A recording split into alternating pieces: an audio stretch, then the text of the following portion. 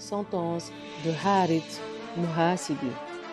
Ce docteur au vaste savoir, lui dont le cœur était plein de toutes les vérités, lui qui avait la connaissance de la loi écrite et pratiquait les œuvres de la voie spirituelle, cet homme aux qualités éminentes, ce Harith Muhasibi, que la miséricorde de Dieu soit sur lui.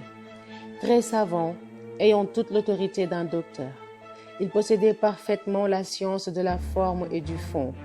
Ses aspirations étaient élevées, sa générosité très grande, son naturel essentiellement bon.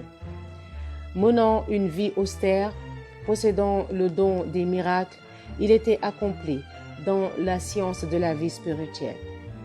Il était originaire de la ville de Basra et c'est à Bagdad qu'il rendit le dernier soupir.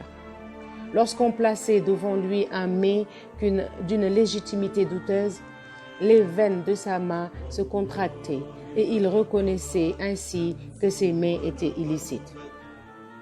On raconte que Cheikh Junaid disait « Un jour, Harith vint nous rendre visite. Comme je vis qu'il avait faim, je plaçai devant lui les reliefs d'un festin qu'on avait envoyé de la maison d'un de mes parents. Sa main se contracta et il ne put parvenir à l'allonger, de manière à toucher ses mets. Je lui en mis un morceau dans la bouche, mais ne pouvant parvenir à le mâcher et à l'avaler, il finit par le rejeter. Puis, il se leva et sortit de la maison. Il vint encore me voir une autre fois et je plaçai devant lui du pain sec. Il le mangea et me dit « Oh, Junaid, voilà le genre de nourriture qu'il faut servir aux derviches. » On l'avait surnommé Muhasibi, le contrôleur, parce qu'il ne prononçait pas une parole sans y avoir mûrement réfléchi. Un de ses disciples lui ayant demandé un conseil, il lui répondit « Je te recommande 10 choses.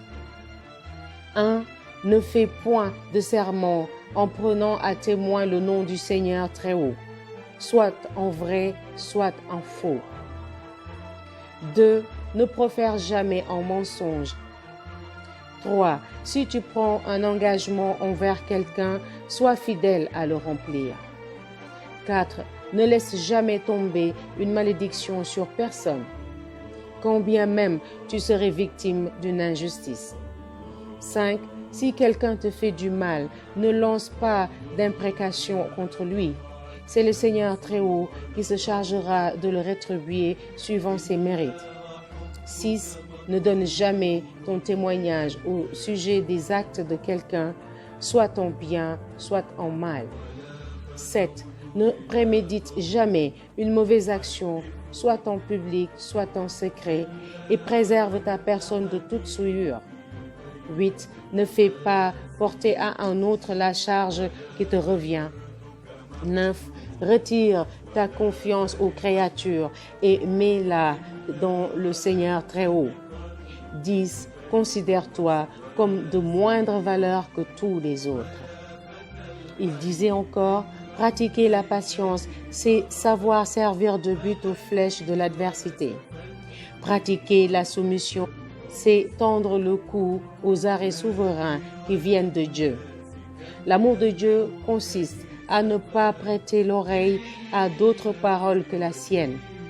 La pudeur, à se tenir en garde contre toute mauvaise action. L'homme sincère est celui qui, bien loin de concevoir du dépit quand on ne le traite pas avec considération, en tire profit pour son avancement spirituel. Quiconque a macéré son corps par les austérités trouvera la route qui conduit à Dieu. Quiconque entretient des relations avec des derviches initiés y trouvera toute la saveur des hôtes du paradis. Gagner, grâce aux aspirations de son cœur, une part du monde invisible vaut mieux que toute la science de ce monde. Et c'est par la pratique des austérités qu'on obtient ces résultats. Ibn Mesrouk raconte qu'au moment de sa mort, Harith en était rendu à avoir besoin d'une pièce d'argent. Pourtant, il avait hérité de son père beaucoup de biens-fonds. Mais il ne disposa jamais d'aucun d'eux et ne voulut ni s'en occuper, ni même s'en approcher. Il renonça à tout. Masha'Allah. Sentence d'Abu Suleyman Dara'i seront les suivants. Qu'Allah les agrée tous.